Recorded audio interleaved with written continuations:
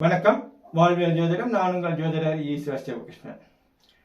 ஒரு நல்ல நண்பரை, உறவினரை, காதலியை எப்படி நம்ம ஆராய்ச்சி பண்ணிக்கணும்? கண்டிப்பாக ஒவ்வொரு விஷயத்தையும் சோதனை பண்ணி தான் வாங்கணும். ட்ரையல் பார்த்து தான் ஒரு சின்ன சாதாரண ஒரு வண்டியே எடுக்கிறோம், ஒரு செல்போன் வாங்குறோம். ஒரு செல்போன் வாங்குறதுக்குள்ள எத்தனை கம்பேர் பண்றோம். அதே போல் ஒரு சேலை எடுக்கிறதுக்கு எத்தனை கிளக்கழிச்சு போடுறாங்க. நம்மளுக்கு ஒவ்வொரு பொருளும் வாங்கக்குள்ள நம்ம எப்படி கழிக்கிறோமோ அதே போல் நண்பர்களையும், உறவினர்களையும், காதலையும் கூட கழிக்கணும்.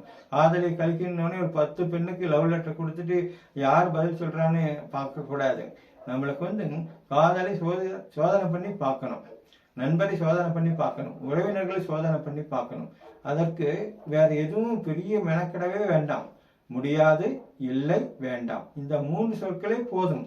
அவங்க ஏதாச்சும் ஒரு விஷயம் செய்ய தேவையில்லாத தீய விஷயத்தை பேசக்கொள்ளவோ கேட்கக்கொள்ளவோ நம்ம என்ன சொல்லணும்? என்னால் முடியாதுன்னு சொல்லணும், இல்லைன்னு சொல்லணும், வேண்டான்னு சொல்லணும்.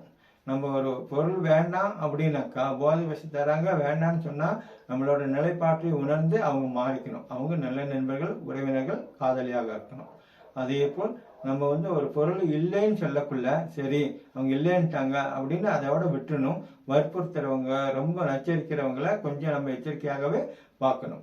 அதே போல் முடியாது அப்படின்னு சொல்லக்குள்ளவும் நம்ம பார்க்கணும். ஏன்னா நம்ம ஒரு செயலை செஞ்சுட்டு இருப்போம், அதை விட்டுட்டு வர முடியாத சூழல் இருக்கும். நான் கூப்பிட்டு கூட நீ வரலையா, என்ன நண்பர் நீ அப்படின்னு கேட்கறவங்கள நம்மளுக்கு தேவையில்லாத நட்புல ஒரு லிஸ்ட் போட்டுக்கணும்.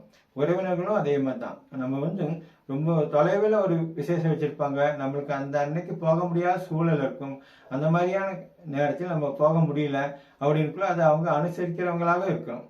அதே போல் சில பொருள்களையும் நம்ம வேண்டான்னுக்குள்ள மறுக்கக்குள்ள அதை பக்குவத்தோடு ஏற்றுக்கொள்ளவங்களாக இருக்கணும். இந்த 3 சொற்கள்லையும் உங்களோட நல்ல நண்பரா, காதலியா, உறவா அப்படின்னு நீங்க பரிச்சை பண்ணி பார்த்துக்கலாம். கண்டிப்பாக இது நீங்க உங்க வாழ்க்கையில சோதனை பண்ணி பாருங்க.